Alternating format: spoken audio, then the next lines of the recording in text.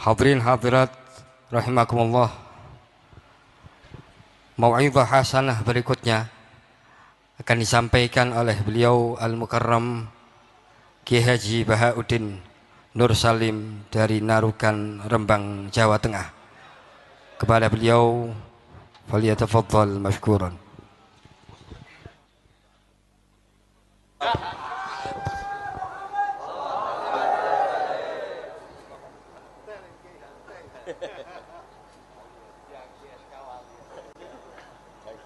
Ayo Mas sama di situ Mang.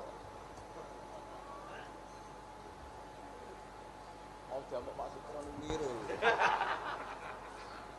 Jadi wae buyat iki. Wah, terus. Assalamualaikum warahmatullahi wabarakatuh.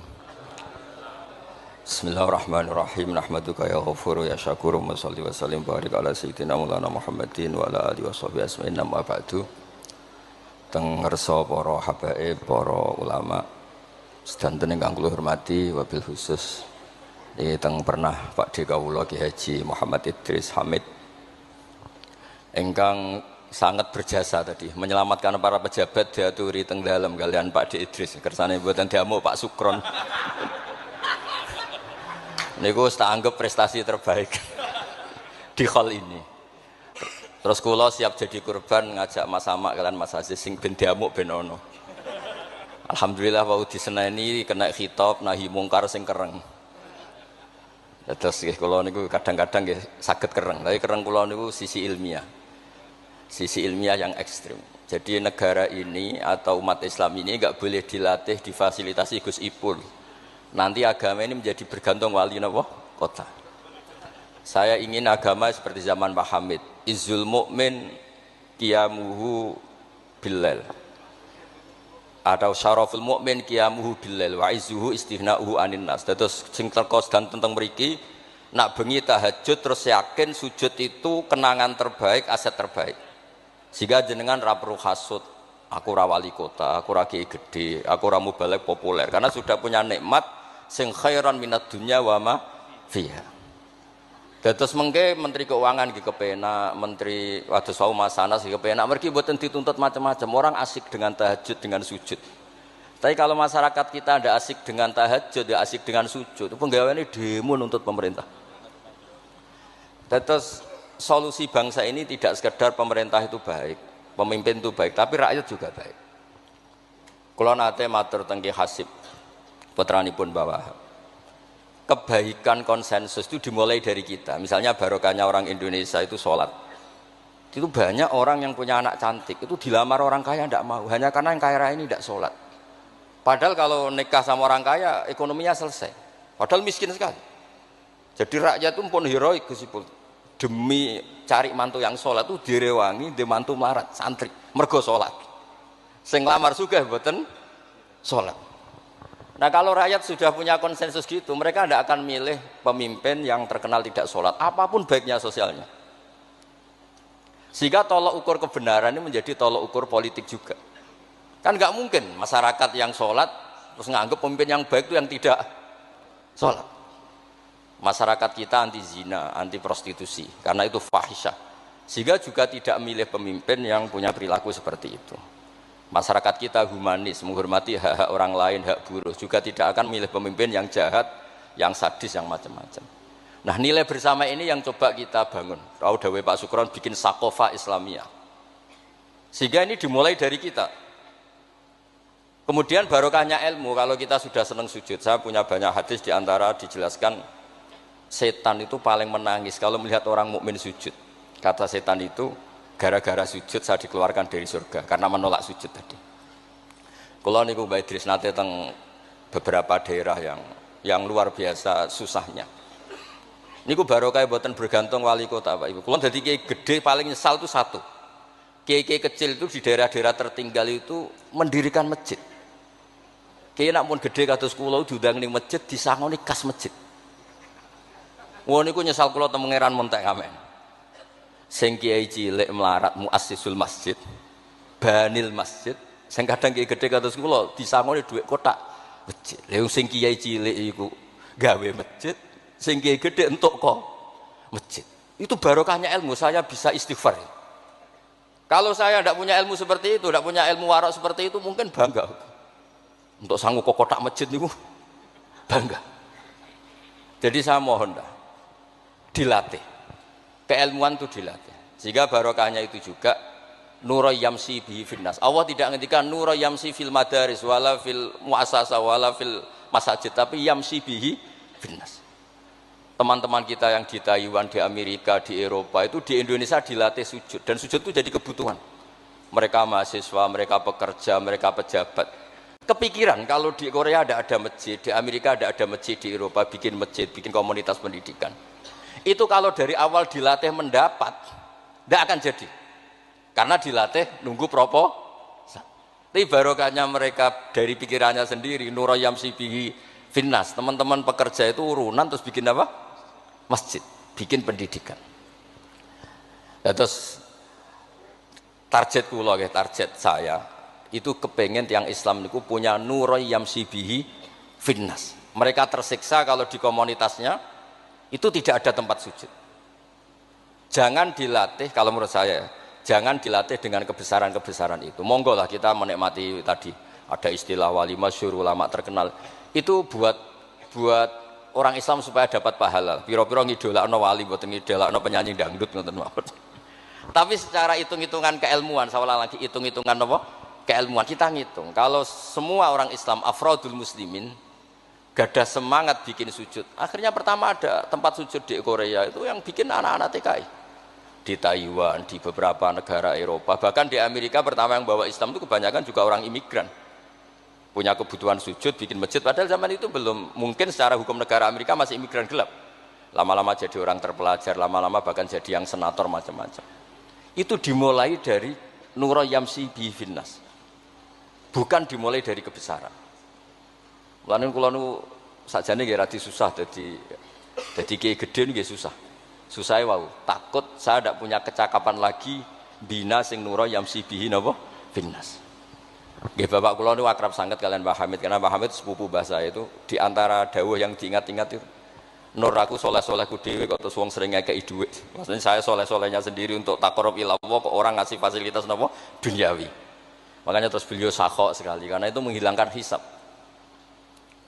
Jadi itu satu-satunya cara untuk menghilangkan apa? Hisab. Kan kita soleh itu inginnya dapat pahala di akhirat, tapi di Indonesia itu baik. Orang soleh pun dapat fasilitas duniawi, menjual kesolehan itu gampangnya Masya Allah. Sehingga yang nggak soleh pun pura-pura soleh. Dan itu akhirnya nyuwun sewu jadi materi.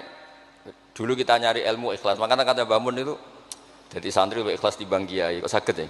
Kowe nak jadi santri roh kiai sapa mbok cucuk, tapi nek jadi kiai koyo saingan. Karena kayak rival gitu. Jadi ini kalau rilek-rilek mawon terus yang terakhir ini kalau buatan lami-lami, kalau cerita tentang iltizatan aklian.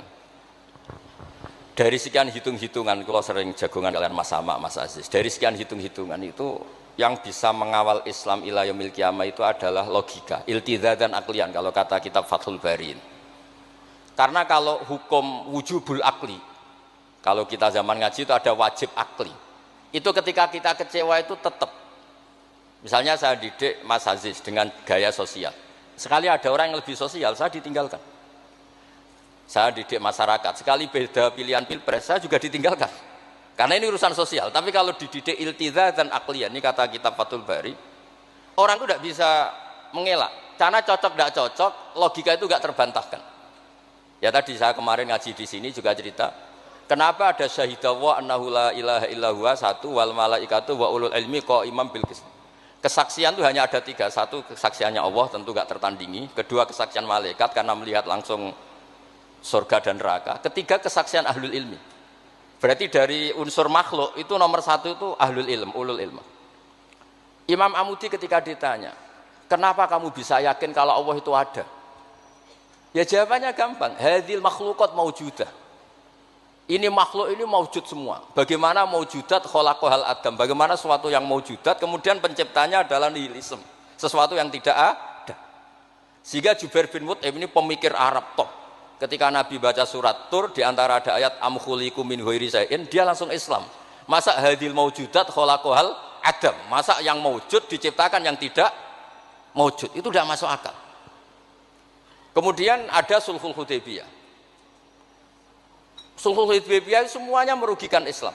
Sampai Sayyidina Umar protes, alasta bi Rasulillah, alasna alal haqqi wa hum alal batil. Umar itu protes karena di antara perjanjian Hudaybiyah itu kalau orang Islam masuk kafir dibiarkan, kalau orang kafir masuk Islam dikembalikan. Semuanya merugikan Islam, tapi Nabi mau saja.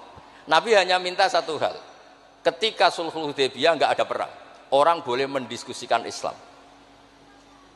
Sama siapa teks yang dikatakan Imam Zuhri, fama futiha fil islami fathun kana a'zuma minhu, innama kanal kital haisul takon nas, falamma kanatil hudnah wa wadu'atil harbu auzaruha wa amana nas ba'duhum ba'du fatafawadu fil hadis wal munazaah falam yukallam ahadun bil islam yaqilu syai'an illa dakhulafi. Kalau bawaan orang perang itu inginnya menang, Abu Lahab, Abu Jahal kalau perang inginnya menang, sahabat sendiri perang inginnya menang, sehingga tidak ada diskusi sebetulnya Tuhan itu siapa, yang pantas jadi Tuhan itu siapa. Tapi ketika Nabi minta, oke, kita tidak perang 10 tahun, oke, semua perjanjian saya rugi gak apa-apa, tapi orang boleh diskusi Islam. Akhirnya dibanding-bandingkan, Abu Jahal dan Muhammad itu bener di, ya bener Muhammad, Abu Jahal itu biasa bodoh nih, Muhammad mulai cilik ora tahu bodoh nih, kita titip uang juga di Muhammad, berarti sudah gagal Abu Jahal jadi pemimpin, yang dipemimpinkan Muhammad. Mereka zaman itu masih jangkar, masih nama Muhammad. Terus berhala Namrud, Fir'aun, yang jadi Tuhan itu pantasnya siapa? Kalau yang dipromosikan Muhammad yang jadi Tuhan ya yang khalaqas samawati wal ardo. Terus Nabi Muhammad juga menantang, ara'aitum ma tad'una min dunil aruni madza khalaqu minal ardi am lahum syirkun fis samawat. Ada kualifikasi jadi Tuhan, syaratnya apa? Dia pencipta langit, pencipta bumi, dia pencipta air, dia ini itu. Abu Jahal ndak, berhala-berhala ndak, Lata Uzza ndak. Akhirnya semuanya masuk Islam. Gara-gara barokahnya apa? Diskusi. Makanya di Quran sering ada kul aro'aitum, kul aro'aitum. Dan Allah mempersilahkan. Di diskusi itu makanya kata Imam Zuhri, falam apa itu tadi? Fatafawadu fil hadis wal munazaah. Mereka debat terbuka. Lah sekarang itu orang harus ngaji seperti ini. Lah kalau iltizatan aklian tadi yang disebut kitab Fathul Bari, jenengan ngaji saya wajibul akli. Setelah itu jenengan kecewa dengan saya.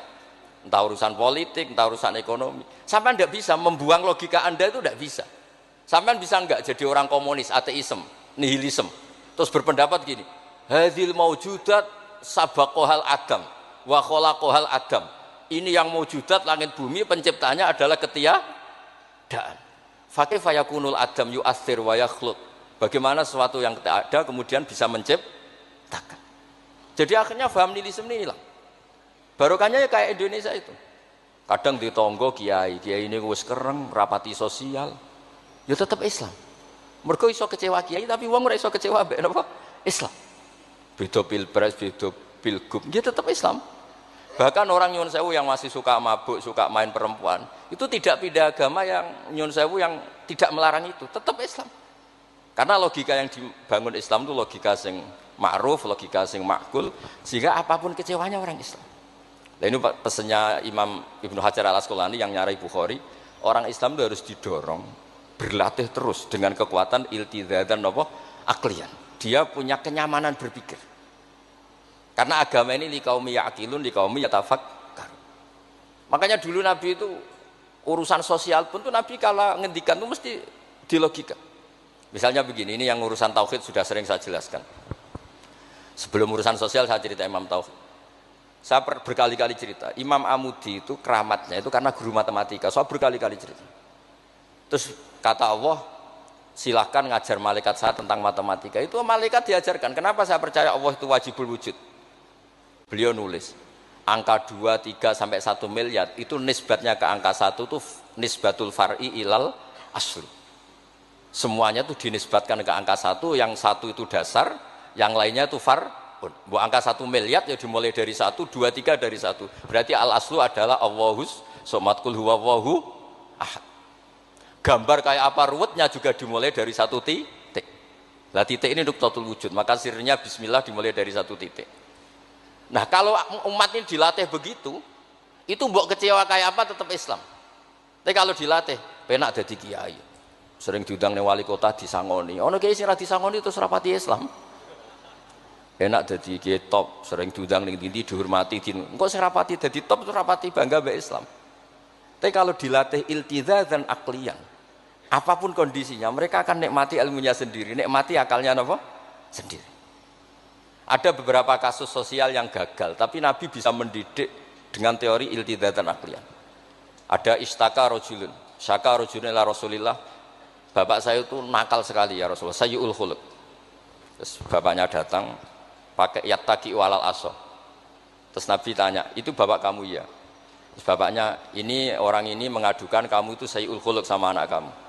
Terus kata bapaknya, innahu kana faqiran, innahu kana dhaifan wa ana qawiyyun wa faqiran wa ana ghaniyun. Walam amna'hu syai'an min mali. Wal yauma ana faqir wa huwa ghaniyun wa ana dhaif wa huwa qawiyyun wa yabkhalu alayya bimali. Niki tiyang anak kula niki riyen ketika kecil kula sugih dekne lemah, kula mampu dia lemah tak urusi. Sakniki kula lemah dekne kuat mboten ngurusi kula. Terus Nabi ngendikan masame abihada min madarin wala hajarin illa baka. Semua makhluk itu menangis karena keluhan bapak kamu ini. Terus Nabi ngendikan anta wa maluka li abika. Kamu dan hasil jerih kamu itu juga aset bapak kamu, sehingga jadi hukum fikih kalau al-qatil itu walid tidak bisa dikisos. Bahkan hibatul walid ya waladi boleh dirujuk. Pokoknya selalu orang tua punya hukum nopo khusus. Ada kejadian lagi imro'atun melapor ke Nabi. Dilaporkan kalau dia sayyi'atul khuluq. Ibu saya itu sayyi'atul khuluq gini-gini ya Rasulullah. Jawabnya Nabi unik. 5 dalam takun kadzalik khina hamalat katis ata asyurin. Kenapa kamu tidak ngomel-ngomel seperti ini ketika dia masih baik, itu yang mengandung kamu 9 bulan. Tapi innaha sayyi'atul khuluq. 5 dalam takun kadzalik khina ardu'atka haulaini kamilan. Terus tapi innaha sayyi'atul khuluq.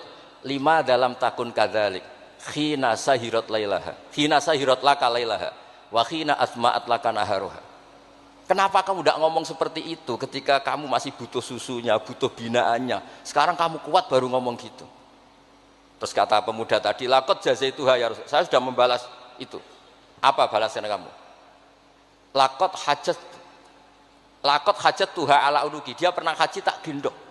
Tapi Nabi ngendikan fawwah ma jazaitaha. Kamu tetap tidak bisa balas jasa ibu kamu. Jadi orang ketika ingat sisi sayyi'atul khuluq ibunya ketika sepuh, Nabi mengeset ulang.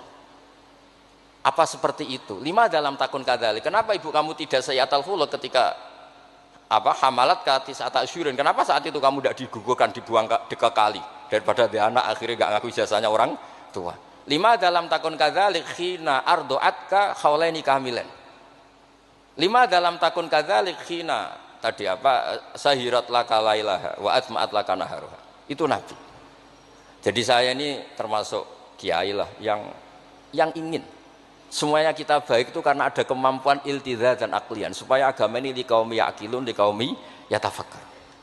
Kalau agama ini dijual dengan isu-isu sosial, itu bahayanya itu orang-orang kecewa. Loh saya itu akrab sama Gus Ipul, belum pernah main ke wali kota, bukan sok-sokan zuhud. Mau nak disangoni, terus suatu saat rah disangoni sedarani medit. Terus kurang suguhannya tersinggung, terus ribet-ribet. Pokoknya agama kalau dijual sosial itu ribet. Karena terus tuntutannya itu mukafaah. Makanya Nabi itu dulu pinter sekali kalau misalnya masalah zina. Ada pemuda itu hiperseks, nggak bisa Islam karena kalau Islam itu melarang zina. Akhirnya geger istadzana fi zina. Saya mau masuk Islam tapi boleh zina. Geger kan sahabat menghalau supaya gak sowan Nabi. Ketika geger-geger Nabi tahu itu ada apa? Ada pemuda mau masuk Islam tapi yastadzinu fi zina, dia harus boleh zina. Kata Nabi, "Mah, suruh sini." Betul kamu pemuda yang mau masuk Islam kalau tetap boleh zina? Ya Rasulullah, saya ini hiperseks, saya ini. Kata Nabi ngendikan pertama itu atuhibbuhu li ummik. Kamu suka anak ibu kamu jadi demenan orang? Ya tidak suka ya Rasulullah. Atuhibbuhu li bintik. Kamu suka punya putri yang jadi demenannya orang? Ya tidak suka Nabi. Terus atuhibbuhu li kholatik, atuhibbuhu li ammatik. Terus dia selalu jawab walan nasuhibbuna. Semua orang tidak suka kalau ibunya begini, putrinya begini, gini. Terus kata pemuda tadi, demi Allah, saya belum keluar dari majelis Rasulullah, tidak ada sesuatu yang abghadha syai'in ilayya minaz zina. Tidak ada sesuatu yang paling saya benci kayak zina, karena diset. Ya sama seperti kita mungkin yang jadi kiai-kiai gede itu dalile al yadul ulya khairun min yadis sufla, tapi prestasi dadi kene entuk ora tau memberi. Ya sama seperti yang dawuh Pak Sukron Makmun. Dulu kiai-kiai dulu itu berjasa, sekarang kita-kita itu makan apa? Jasa. Jadi ini ya tadi karena saya ingat betul di antara wasiatnya Mbah Hamid, itu masih sepupunya mbah saya itu ke bapak saya, ke aku itu soleh-solehku dhewe tak golek ridane pengiran, tapi mbek wong dihormati koyo ngene. Kadang kan beliau itu sembunyi karena dengar mau ada orang ngasih uang. Itu yang diceritakan abahnya Mas Arwani Pak Taifur. Mbah Hamid itu sembunyi, ditanya sama balik kok sembunyi kayak ngene opo. Iku ana wong ngenteni aku pengen ngekeki dhuwit. Lah niku kiai-kiai jarang wani crita niku mergo ketoke kok piye. Ndelik ambek wong sing ape ngekeki dhuwit. Mulane kula nek ana wong medhit iku seneng. Kula niku dadi kiai sing salam tempel iki kathah. 100.000 ya njaluk swarga, 1 juta ya njaluk swarga. Nek Gus Ipul 5 juta njuk dadi presiden, wah malah larang meneh. Mergo logika kula logika sederhana. Nek ana wali santri kok lomo ya tak dhuwit tak nggo apa lah. Riyen Mbah Hamid ati kei dhuwit macam-macam niku wonten sing tangklet. Itu kan dhuwit yang macam-macam Mbah Hamid. Engko ora ana gunane, ya terus dikasihkan fakir miskin. Nek ana wali santri medhit kula nggih seneng. Ngringakno hisab. Ya ora pesen swarga. Lah itu ilmu namanya. Disenengi wong ya enak, dimedhiti wong ya enak. Mergo 100.000 njaluk swarga atuk sira salam templek gak nuntut apa-apa kan? Saya itu pengagum Imam Syafi'i ya karena ilmiah. Imam Syafi'i itu ditanya orang. Tadi orang yang cium tangan Anda, yang hormat Anda, di luar tuh ngomel-ngomel ngerasanin Anda. Jawab Imam Syafi'i lucu. Berarti saya wibawa, buktinya depan saya tidak berani. Dianggap enteng mohon. Berarti saya wibawa, buktinya di depan saya tidak berani. Ada orang lagi, itu separuh kampung itu tidak suka kamu. Jawab Imam Syafi'i enak, malah enak rautang. Mergo nak seneng itu macam-macam kan. Man ahsana ilaika faqad qayyadaka wa man asa ilaika faqad atlaqaka. Orang yang baik dengan kamu itu ngikat kamu. Tapi kalau orang yang jelek sama kamu, atlaqaka, membebaskan kamu. Kamu naik Alphard gak perlu monggo nak badhe derek, ora cocok, lewat saja kan. Jadi itu Imam Syafi'i. Jadi dunia itu dianggap enteng saja. Ada seorang Habib alim alama diceritain orang. Dulu saya kaya tuh teman-teman main ke sini, tapi setelah saya jadi kuli pasar gak ada yang main ke sini. Dikandani sama Habib itu, malah bagus toh. Nak kancamu sing sugih tetep niliki kowe, malah nonton kowe pas dadi pangkul guru pasar. Malah kowe isin juga delok-delokan. Jadi monggo sing melarat kancane do mirip malah alhamdulillah. Nak sering dolan malah sampean isin perkara digo delok-delok. Itu ulama dulu. Jadi fenomena sosial itu diamati enteng saja. Makanya kalau sering ngajari, nak bojomu ngamuk sing syukur. Lah kok saged syukur? Malah ra njaluk blonjo. Nak lagi harmonis malah ngajak ning mall balang malah mahal.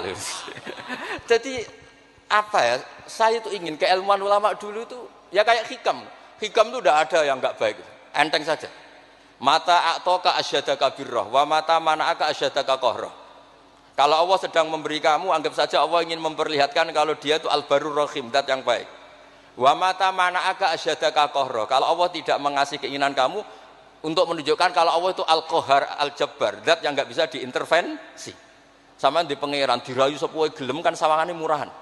Ya sekali-kali egois, gak dituruti. Makanya wa mata mana'aka asyadaka qahrah.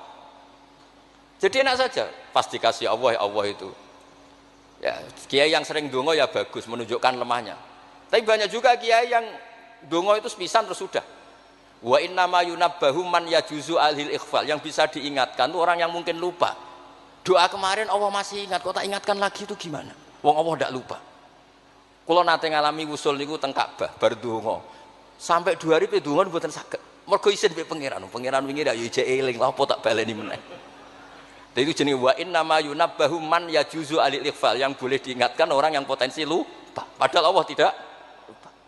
Jadi makomnya wali itu ada yang seneng donga, dalil iftiqori wa tirori, ada yang enggak suka. Enggak sukanya bukan karena enggak mau doa. Karena doa yang kemarin-kemarin sudah dicatat dan Allah tidak akan apa? Lupa. Terus kalau suwun ada iltizazan aklian dalam semua proses beragama kita sehingga agama ini tidak dipertaruhkan sama hukum-hukum apa sosial. Ya misalnya kawin, sampean kawin kadang dibojo macam-macam. Sampean nak eling kawin sunah Rasul, aghdulil basar wa ahsanul farji, selesai. Karena itu menguntungkan kita jadi ahsanul farji. Bisa mengekang kita dari zina. Tapi kalau sampean kawin nak bojone ramah seneng, nak bojone sayang seneng. Padahal ora pati sayang, kan sering kecewa. kecewa. Mulang juga gitu kata Mbah Mun. Kowe mulang niati merintahi pangeran. Jadi santri kowe paham ra paham ya seneng. Tapi nak sampean mulang kepen paham no jebule santri murah paham-paham. Kan gelok. Nah, Islam itu kata Imam Fathul Bari tadi, orang Islam itu harus dilatih iltidza dan aklian. Terus kata beliau, itu yang yu'abbiru anhu syara' bi halawatil iman. Itu yang dimaksud salasun mangkunna fihi wajada halawatal iman. Nikmatnya iman itu karena kita sudah menemukan apa iltidza dan aklian. Nggih ngoten mawon kula ni bagian logika kula kepengin jengben mboten usah kula Mas Mamak, Mas Aziz niki waris wali nih. Terus waris wali ya kudu keramat, aja mbae wali terus melok keramat putune tapi ra melok dadi wali niku. Wingi mun kula sukani kitab Khilatul Auliya dadi takkan daftar. Niku 8 jilid. Niku belajar sak jilid mun dadi wali. Napa malih nak 8 napa? Jilid. Iku saged bersaing kalian mbae niku. Nah. Terus Mas Sama kula sukani kitab Ithaf. Kitab Ithaf itu kata Mbah Mun seneng cerita kitab Ithaf. Dikarang Sayyid Zabidi, Murtada Zabidi. Itu kalau Mbah Hamid Pasuruan, misalnya Mbah Hamid, Mbah Dimyati, terus Mbah Mahfud, Mbah Abdullah, Mbah Abdul Manan, ini awaluman lazama min ahli Jawa nih Sayyid Sinten Zabidi. Dan kitab Ithaf itu Masya Allah, belum ada kitab nyarai Ikhya sampai 800 tahun kalau nggak 700 tahun. Kan Ithaf itu sekitar tahun 1300 Hijriah, Ikhya itu sekitar tahun 500 sampai 600. Niku nak nyarai itu semuanya ilmiah. Yang paling saya haru itu ini sebagai penutup. Yang paling saya haru itu ketika cerita sholawat. Nabi jadi nabi itu setelah Isa dituhankan oleh penggemarnya, sampai overacting sampai Nabi Isa itu dituhankan. Monggo guys. Tapi terus Ithaf cerita kalimat sholawat itu kalimah yang umat ini tidak akan overacting menuhankan Rasulullah Muhammad SAW. Karena Allahumma itu pemberi, Nabi itu penerima. Kita tetap mencintai Nabi yang luar biasa, tapi tetap Allah itu pemberi, Allahumma pemberi, Nabi Muhammad penerima. Sehingga nggak akan salah posisi, yang Allah tetap Tuhan, yang Rasulullah Muhammad tetap abduhu wa rasuluh. Barokahnya redaksi sholawat Allahumma sholli ala sayyidina Muhammad. Yang Allah tetap Tuhan, yang Rasulullah tetap abduhu wa rasuluh. Apapun senang kita pada Nabi. Nah itu juga barokahnya apa? Ilmu. Makanya kata Burda yang sering dikutip Sayyid Muhammad, kalau madah Nabi dakmat da'athun nasara fi nabihimi wahkum bima syi'ta madhan fihi wah takim. Dan itu kalimat yang luar biasa, yaitu kalimatus sholawat, menunjukkan mahabbah ke Rasulullah, tapi posisinya Allah tetap al-mu'ti, Nabi tetap al-mu'ta, wa nabi wa injalla qadruh muhtajun ila rahmatihi ta'ala. Itu kata Sayyid Zabidi. Kayak apa barokahnya ilmiah? Sholawat yang redaksi kita baca terus, ternyata itu yang menjadikan hadil ummah tidak akan terperosok kayak orang-orang Nasrani. Nggih ngoten mawon, ngapunten ingkang kathah. Assalamualaikum warahmatullahi wabarakatuh.